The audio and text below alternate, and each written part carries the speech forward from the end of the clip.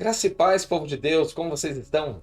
Aqui é o pastor Márcio Paulo e você está no seu portal bíblico e já estamos dando início ao nosso terceiro trimestre de 2021 com as lições da classe de adultos da CPAD. Estamos ainda estudando as lições do segundo trimestre, falando dos dons espirituais e ministeriais, servindo a Deus e aos homens com poder extraordinário.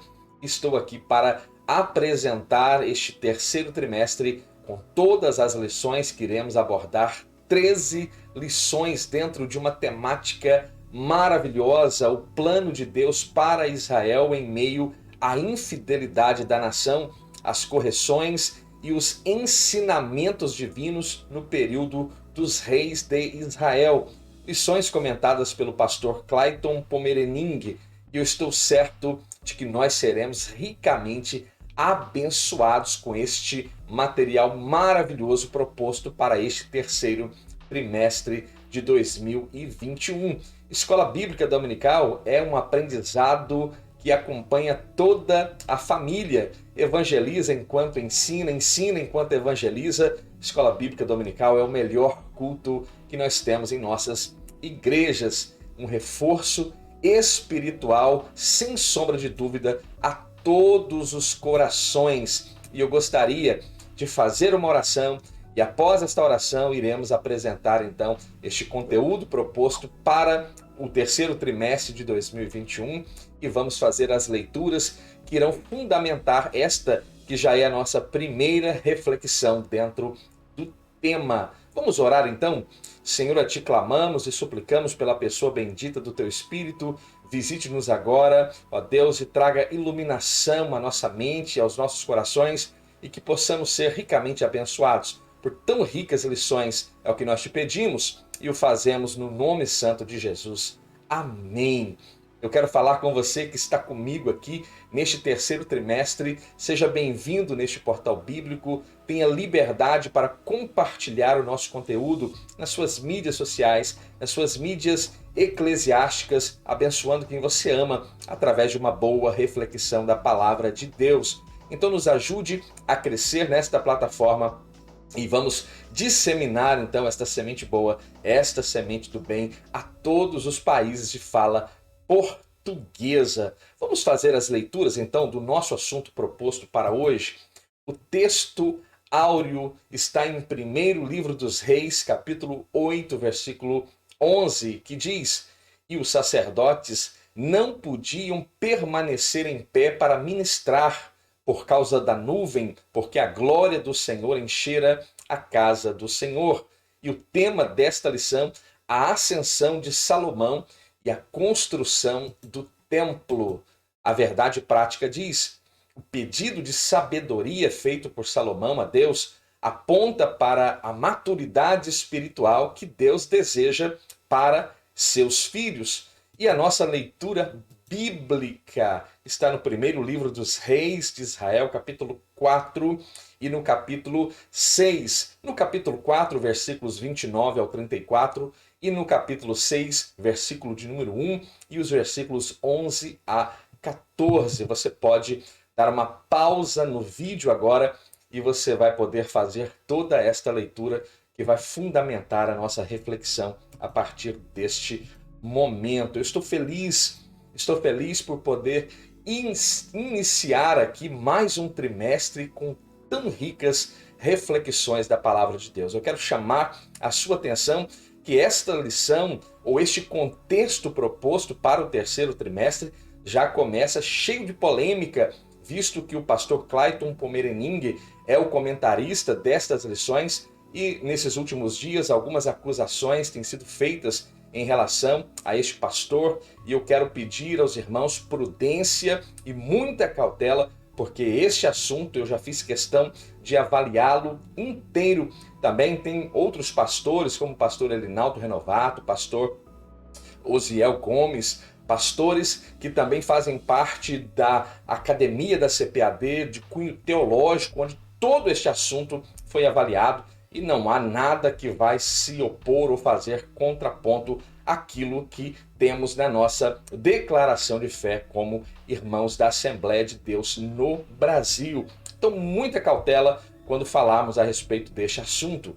Esta lição, então, é a primeira lição que nós iremos abordar. E nós temos o sumário de tudo aquilo que será ministrado ao longo desta reflexão e já está projetado aí na tela do seu notebook, do seu smartphone, para você acompanhar cada tema das 13 lições que estarão propostas para este terceiro trimestre de 2021. Estamos começando então falando a respeito da ascensão de Salomão e a construção do templo. Nós temos objetivos propostos para esta lição e o objetivo geral expor a necessidade de permanecer em comunhão com Deus. E para cada um dos pontos aqui abordados, um objetivo distinto e específico, a saber, evidenciar as virtudes de Salomão. O segundo, destacar o comportamento orgulhoso de Salomão no final da sua vida.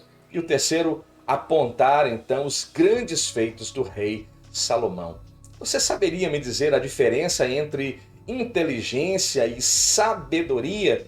Veja, o conhecimento representa as nossas experiências diárias, vividas e aprendizados que foram adquiridos por nós neste mundo em que estamos vivendo.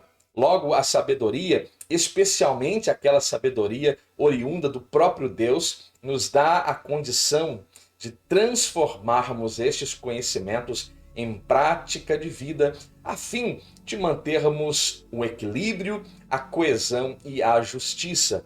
Falei há pouco a respeito do pastor Clayton Pomerening, que é o comentarista destas lições, e eu quero fazer a apresentação deste pastor, deste mestre, com toda a propriedade, pois é justamente doutor em teologia, membro do Conselho Geral da RAI, Rede Assembleiana de Ensino, autor de obras que foram editadas pela Casa Publicadora das Assembleias de Deus, diretor da Faculdade Refidim e do Colégio Seduc em Joinville, Santa Catarina, editor executivo da revista Repaz, SEC, CGADB, pastor auxiliar na igreja de Joinville, Santa Catarina, a Igreja Assembleia de Deus em Joinville. Então estamos certos de que estas lições irão enriquecer o nosso conhecimento bíblico, lições de cunho espiritual, de cunho cultural, histórico.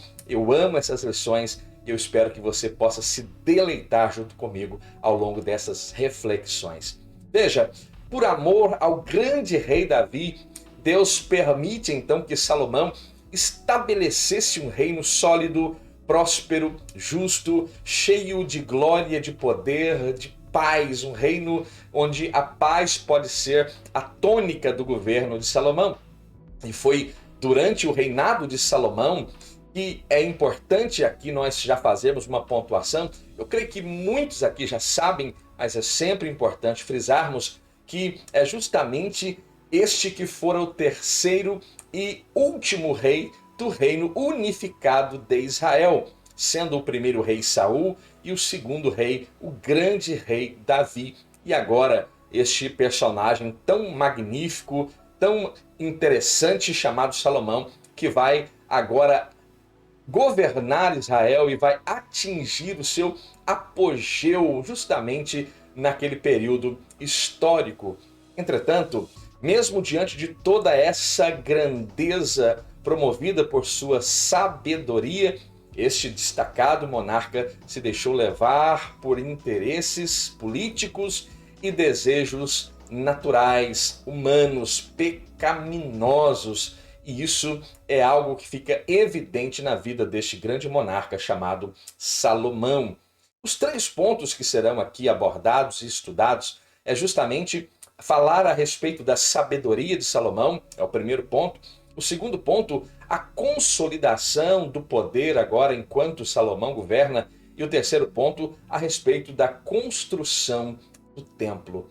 Salomão possuía claramente uma grande virtude. E nós vamos entender qual é esta virtude a partir deste momento. Antes mesmo de receber a sabedoria como um dom divino, Salomão já apresentava alguns traços dessa virtude, pois ao ser inquirido por Deus, por exemplo, quanto a qualquer pedido que lhe quisesse fazer, veja, em Gibeão, você se lembra que em um sonho Deus se apresenta a Salomão e a pergunta é clara: ora, pede o que queres que eu te dê. E às vezes nós podemos pontuar o que nós, nesta situação ou naquele momento, pediríamos a Deus. E é justamente esta ideia proposta, porque o que Salomão vai pedir vai surpreender a todos que não conhecem ainda este assunto. O grande rei escolhera sabedoria, do que se depreende o quanto já era sábio. E aqui eu quero fazer uma referência que eu julgo extremamente importante, e você, professor da Escola Bíblica Dominical, pode também fazer uso deste subsídio para aplicar a sua classe da Escola Bíblica. Por exemplo, por influência e conselhos do seu pai Davi, talvez seja esta a razão que este Salomão agora diante de Deus pede sabedoria. E como nós podemos corroborar esta ideia? Quando lemos justamente Provérbios capítulo 4, Provérbios que é um livro poético dentro do cânon sagrado, e a autoria de Provérbios é justamente atribuída ao grande rei Salomão. E veja o que ele diz do versículo 1 ao versículo 8, e eu gostaria de ler este texto junto com você. Ouve, filhos, a instrução do pai, estais atento para conhecerdes a prudência, pois dou-vos boa doutrina, não deixeis a minha lei. Palavras de Salomão. Porquanto eu era filho tenro na companhia de meu pai e único diante de minha mãe, e ele me ensinava. Ora, quem me ensinava? Salomão está falando do seu pai Davi. E me dizia: retenha o teu coração as minhas palavras, guarda os meus mandamentos e você viverá. Adquire a sabedoria, adquire inteligência e não te esqueça nem te apartes das palavras da minha boca. Não a abandones e ela te guardará. Ama e ela te protegerá. A sabedoria é a coisa principal. Adquire, pois, a sabedoria. Emprega tudo o que possuis na aquisição de entendimento. Exalta e ela a exaltará. E abraçando-a tu, ela te honrará. Aqui nitidamente, quando o Senhor se apresenta a Salomão e agora faz esta proposta tão interessante: pede aquilo que você quiser e eu lhe farei, eu irei lhe dar. E justamente eu creio que naquele momento, na mente de Salomão, ele começa a lembrar dos conselhos do seu pai Davi, que fora um dos maiores, ou por que não, o maior rei de Israel, e ele justamente se lembra do conselho do seu pai para que pudesse buscar a sabedoria e aplicar essa sabedoria em sua vida. Então, claramente aqui eu vejo esta evidência que corrobora este ponto apresentado. Ora, se ele fosse alguém ganancioso, o que ele pediria? Dinheiro, riquezas. Se fosse orgulhoso, pediria glória, e se fosse vaidoso, poderia pedir muitos dias de vida. Se fosse um homem vingativo, por certo, pediria a morte de todos os seus adversários e inimigos. Mas do que adiantariam todas estas coisas se lhe faltasse o essencial? E isto é algo essencial para aqueles que exercem governo. E o que é essencial? A sabedoria. Salomão teve um elevado senso de prioridade ao pedir a Deus a coisa certa, a coisa correta. E eu estou certo que pautado em conselhos do seu pai Davi. O sábio pede sabedoria. Ao pedir sabedoria, Salomão se mostrou um homem humilde, e isso pode ser constatado em uma das respostas que ele mesmo dá ao Senhor. Sou ainda menino, pequeno, não sei como agir, nem como entrar. E ele pede justamente sabedoria, porque entende que era muito difícil o ofício de estar diante deste é a palavra de Salomão em relação a Deus, tão grande povo. Significa então que ele tinha plena consciência da grandeza da sua tarefa de monarca de Israel, não permitindo que a imponência do seu reinado lhe conduzisse à prepotência que, lamentavelmente, atinge a muitos que estão exercendo governo dentro do contexto político e dentro do contexto religioso. Ao contrário, Salomão demonstra um profundo autoconhecimento que é justamente algo peculiar àqueles que são sábios. Interessante notar aqui que antes de Deus confirmar o reino nas mãos de Salomão, e mesmo antes dele pedir a sabedoria, é interessante notar que ele foi extremamente sábio quando julga o seu irmão Adonias, quando ele destitui do cargo de sacerdote a Abiatar e quando ele também vai trazer uma grave punição sobre aquele que era general do exército de Davi, chamado Joabe. Esses três punidos severamente por causa de conspiração, e também teve grande sabedoria para lidar com Simei, aquele que, enquanto Davi estava fugindo do seu filho Absalão, estava indo após ele, lançando pedras e praguejando o rei de Israel. Então veja, ele teve grande sabedoria para lidar com estes assuntos que deveriam ser solucionados, e após todo esse processo haverá paz ao longo do governo deste homem chamado Salomão, que a princípio o seu nome fora Gedidias, mas o seu pai o chama de Salomão. O terceiro ponto, a sabedoria na prática de vida. Apenas em caráter de informação, mas sabemos que Salomão é filho de Batseba, com este grande monarca de Israel chamado Davi. Tiago escreveu em sua epístola que existe uma falsa sabedoria que se evidencia pela inveja, pelo sentimento faccioso. Essa sabedoria não vem de Deus, pelo contrário, ela é terrena, ela é animal e ela é diabólica. Tiago capítulo 3, versículo 15. É fruto justamente de ciúme, divisionismo, perturbação e obras perversas, ou seja, daqueles que produzem aquilo que a carne produz. No entanto, o apóstolo asseverou que se alguém não tem sabedoria, peça sabedoria a Deus, que a todos dá liberalmente. Tiago, capítulo 1, versículo 5.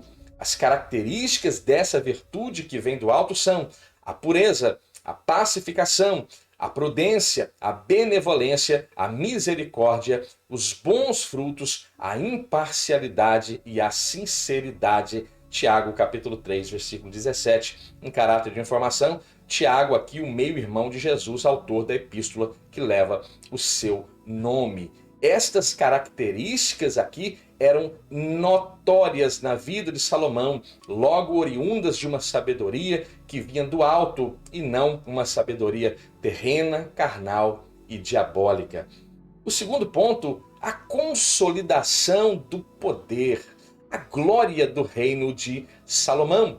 O reinado de Salomão não apenas se tornou amplo em termos territoriais, como também foi firmado e estabelecido em paz e também em justiça. Quando lemos em 1 Reis, capítulo 4, versículo 24, porque dominava sobre tudo quanto havia do lado de cá do rio, Tífisa até Gaza, sobre todos os reis do lado de cá do rio, e tinha paz também com todos os lados em redor dele. Primeiro livro dos Reis, capítulo 4, versículo 24.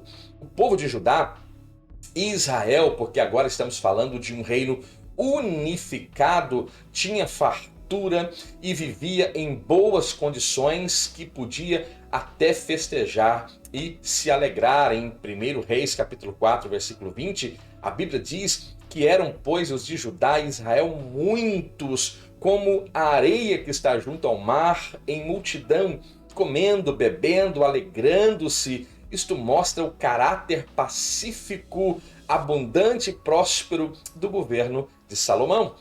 Todos os governos, quando administrados sob essas premissas, se tornam duradouro, trazendo ao povo paz e também trazendo segurança. Como nós aqui na nossa nação precisamos viver justamente este aspecto de paz e de segurança. Este mesmo Salomão, escrevendo em Provérbios capítulo 29, versículo 2, ou verso 2, como queira, ele diz que quando os justos governam, o povo se alegram, mas quando o ímpio governa, o povo geme. Talvez o gemido da nossa nação seja o reflexo de um governo ímpio ao longo de tantos anos que espoliou esta nação sem nem o mínimo pudor possível.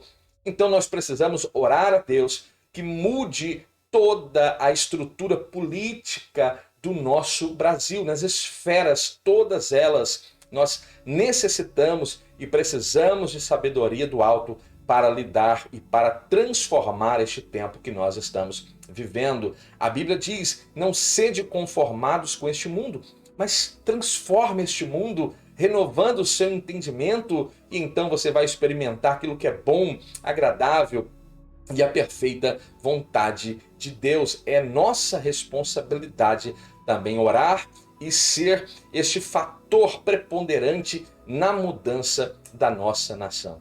O orgulho precede a ruína. Infelizmente, até mesmo os homens mais sábios estão sujeitos à queda quando deixam de temer a Deus. O temor do Senhor é princípio de sabedoria. E justamente quando entram e começam a trilhar caminhos que não são prudentes, mas são tortuosos. O mesmo Salomão, Provérbios capítulo 16, verso 18, ele diz que a soberba precede a ruína e a altivez de espírito precede a queda. O orgulho e a altivez são justamente a antessala da queda. Os desvios de Salomão, que foram chegando aos poucos, à medida que este ia fazendo pequenas concessões em seu coração, estabelecendo acordos políticos com chavos que iriam gradativamente deteriorando sorrateiramente os seus valores espirituais. Veja, nunca é de um dia para o outro, nunca é de um momento para o outro, mas uma concessão vai puxando outro, e agora, quando se percebe, quando se nota, o coração já está todo corrompido. Quando lemos no primeiro livro dos Reis, capítulo 11, do versículo 1 ao versículo 4, diz que o rei Salomão amou muitas mulheres estrangeiras, além da filha de Faraó, moabitas, amonitas, edomitas, sidônias e etéias. Note que essas mulheres são de nações de que o Senhor havia dito aos filhos de Israel: não chegareis a elas, e elas não chegarão a vós. De outra maneira, perverterão o vosso coração para seguirdes os seus deuses. Veja, e estas, a Bíblia diz que se uniu Salomão a elas com amor.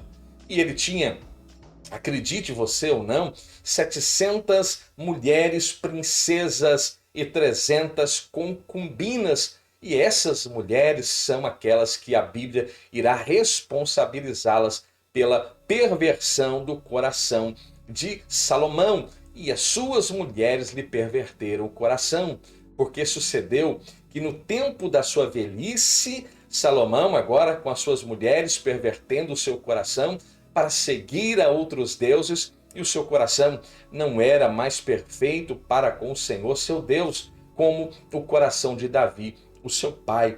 Veja a gravidade daquilo que está acontecendo com o grande rei Salomão. Concessões aparentemente inofensivas e que geraram um grande prejuízo naquele tempo na vida deste monarca tão respeitado e conhecido como Salomão.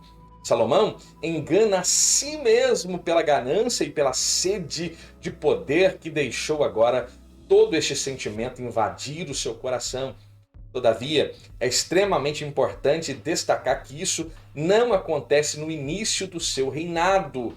Depreende-se do texto ora lido que esse desvio moral e espiritual se dá justamente no momento em que Salomão está envelhecendo. Enquanto jovem, manteve-se não influenciado pelas suas esposas. E talvez, baseado nesse contexto de já idoso e agora escrevendo os seus poemas, escrevendo os livros que agora são canônicos, como Eclesiastes e Provérbios, nós vamos entender que ele diz ao jovem que este deve se lembrar do seu Criador no dia do seu vigor, no dia da sua mocidade, para que quando cheguem os maus dias, este jovem agora olhe e não tenha mais contentamento. Será que esta influência no coração de Salomão o influenciou a escrever, agora entendendo todo o tempo que este perdera, dando ouvidos às inclinações da sua carne e sendo levado à sedução das suas muitas mulheres,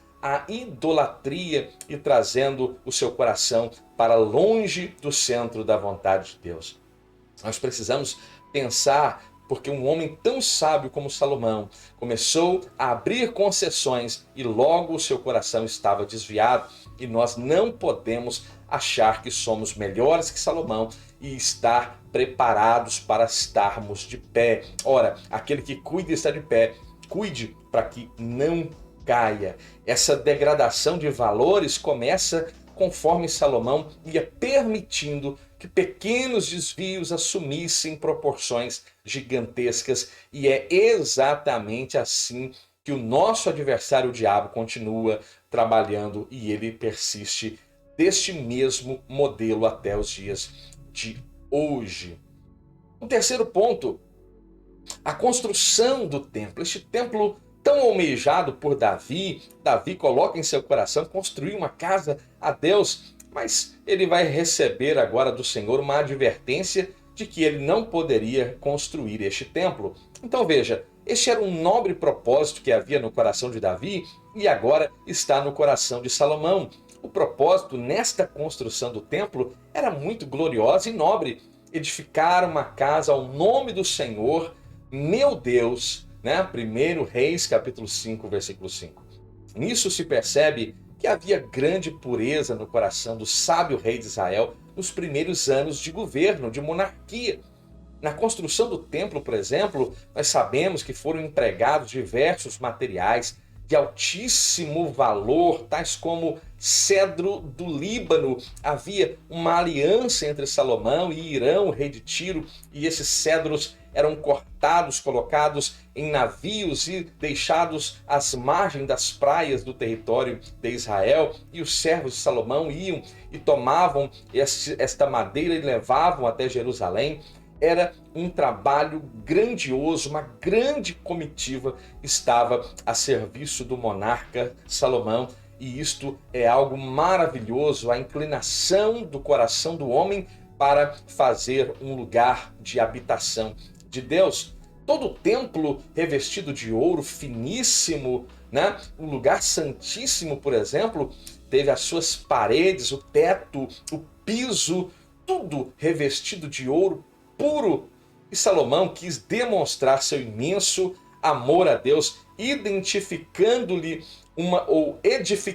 melhor dizendo, uma morada de altíssima qualidade. E uma palavra que podemos usar para este templo: excelência, ou por exemplo, opulência, talvez seja o termo mais correto para descrever o templo construído por Salomão. Desejo que já existia no coração do seu pai Davi e agora está ardendo no coração deste monarca, e este desejo não lhe dava descanso. Veja, aquilo que Davi diz: eis que moro em uma casa de cedro. Davi está dizendo, né? Mas a arca da aliança do Senhor está debaixo de cortinas. Então, e há de ser que quando forem cumpridos os teus dias, agora Deus falando a Davi, para ires a teus pais, suscitarei a tua descendência depois de ti, e um dos teus filhos, e estabelecerei o seu reino. Este então me edificará uma casa, e eu confirmarei o seu trono para sempre. Primeiro livro das Crônicas, capítulo 17, versículos 11 a 12. Então o Senhor estava trazendo um alento ao coração de Davi, quando este agora proibido de edificar este templo, mas o Senhor estava dizendo: vou confirmar um governo que será eterno, é aquilo que conhecemos como a aliança davídica. E agora está Salomão, aquele que vai suceder o grande rei Davi, edificando uma casa de louvor e adoração a Deus. Agora, será que nós, olhando para este contexto templo, como nós olhamos agora para o contexto neotestamentário? Essa visão no Antigo Testamento a respeito do templo é muito forte e é uma característica que marca o povo do Antigo Testamento. Mas com relação ao homem neste momento da graça e com a redenção deste homem efetuada justamente por Cristo na cruz do Calvário, veja, a morada agora, o templo agora de Deus passa a ser o próprio homem, este agora regenerado. E é nesse lugar específico que deve haver riqueza, que deve haver beleza, porque o Espírito Santo de Deus habita nele. Não sabeis que o vosso corpo é o templo do Espírito Santo? Não sabe? Você não sabe disso? Ora, não sabe? Eu quero lhe dizer, se você está em Cristo, uma nova criatura, aquela velha natureza está lá onde ela deve estar, e esta nova criatura em Cristo está gozando das bênçãos espirituais em Cristo. Eu quero dizer que você é templo do Espírito Santo, que habita em vós, proveniente de Deus, e que não sois de vós mesmos, você agora é propriedade de Deus, e Ele te fez morada, Ele habita em você. 1 aos Coríntios, capítulo 6, versículo 19.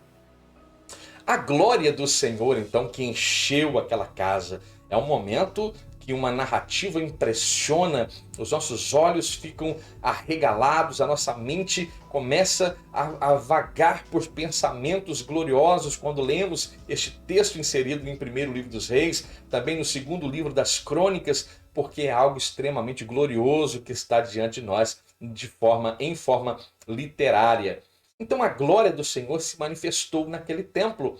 Depois de pronto, em duas ocasiões pontuais, o Senhor vai derramar uma glória sobrenatural naquele ambiente. A primeira foi quando os sacerdotes levaram a Arca da Aliança, ou a Arca do Concerto, para o lugar santíssimo. E a Arca da Aliança, sabemos que era a expressão máxima da presença de Deus no meio do seu povo. O tabernáculo, por exemplo, é construído justamente com o intuito de abrigar a Arca da Aliança, ou a Arca do Testemunho, porque e me farão um santuário para que eu habite no meio do meu povo. Quando eu entendo isso, veja, quando nós entendemos isso, então entendemos a dimensão da gloriosa casa que também nós nos tornamos em Cristo Jesus, e aquilo que está sendo devidamente guardados em nós, a presença máxima de Deus, agora através da pessoa bendita do Espírito Santo de Deus. A glória foi tanta, foi tamanha, que não havia quem pudesse permanecer de pé naquele ambiente, naquela casa, né, para até mesmo o ofício dos serviços sagrados. A alegria, o temor da presença de Deus fizeram com que Salomão tomasse a voz, tomasse a palavra e reconhecesse agora naquilo que talvez seja uma das mais belas orações de toda a Bíblia Sagrada, quando Salomão começa a reconhecer a grandeza de Deus, o poder de Deus, o senhorio, a misericórdia, o amor de Deus sobre todas as coisas. É de fato uma oração maravilhosa que você deve agora ler em nome de Jesus, esta oração. E veja, entenda uma coisa, nós nos tornamos agora por representação. Quando o Espírito Santo habita em nós, nós nos tornamos esta casa cheia de glória, cheia de poder e cheia de graça e misericórdia da parte de Deus. A segunda ocasião em que esta casa também é cheia desta presença gloriosa é justamente se dá na inauguração deste santuário. E lemos em 2 Crônicas, capítulo 7, versículos 1 a 3. Eu vou ler o versículo 1 e 2. Acabando Salomão de orar, esta oração que citamos, que é uma das mais belas de toda a Bíblia Sagrada, desceu fogo do céu e consumiu o holocausto e os sacrifícios, e a glória de Deus encheu aquela casa. Que coisa gloriosa está acontecendo aqui! E os sacerdotes não podiam sequer entrar na casa do Senhor, porque a glória do Senhor tinha enchido toda a casa. Quando a glória enche a casa, querido, se contente em ficar do lado de fora, porque a glória do Senhor está dentro daquele ambiente. Então, quando esta glória preenche-nos, toda a humanidade, toda a carnalidade também precisa ficar do lado de fora, porque estamos cheios do Espírito Santo de Deus. Agora a glória desce como fogo e vai agora consumir o holocausto, o sacrifício. Algo glorioso está acontecendo aqui.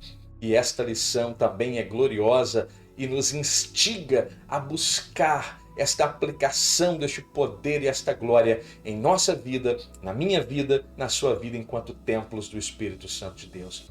Nunca houve na terra um homem com tanta sabedoria como Salomão, e que soubesse empregar essa sabedoria com justiça, com retidão e correção durante anos de reinado. Este grande rei, em seu governo, proporcionou ao povo de Deus um longo período de paz, harmonia e de grande prosperidade. Ele usou a sua sabedoria tanto para consolidar o seu poder, também como para construir um majestoso, opulento, glorioso templo para a morada e culto a Deus. Esta é só a primeira das muitas lições que virão aqui para este terceiro trimestre de 2021. Lições maravilhosas. Fique comigo, me ensine, eu quero te ensinar e vamos aprender juntos e vamos crescer juntos na graça e no conhecimento de Deus. Você ficou até aqui, eu quero muito agradecer e eu louvo a Deus pela sua vida. Nos ajude a chegar nesta plataforma a pelo menos 1000 inscritos. Compartilhe o nosso conteúdo, tenha liberdade para comentar, deixar o seu like abençoado e que o Senhor possa abençoar abundantemente a sua vida. Daqui a pouco vem mais lições dentro deste assunto e que o Senhor possa abençoá-lo. Senhor, eu rogo que o Senhor mantenha a tua mão estendida sobre o teu povo, ó Deus, que acenda este conteúdo e abençoe para a glória do teu nome. É o que humildemente peço e eu faço isso no nome santo de Jesus. Amém. Que Deus abençoe a sua vida. Fique bem, fique em paz e até a próxima.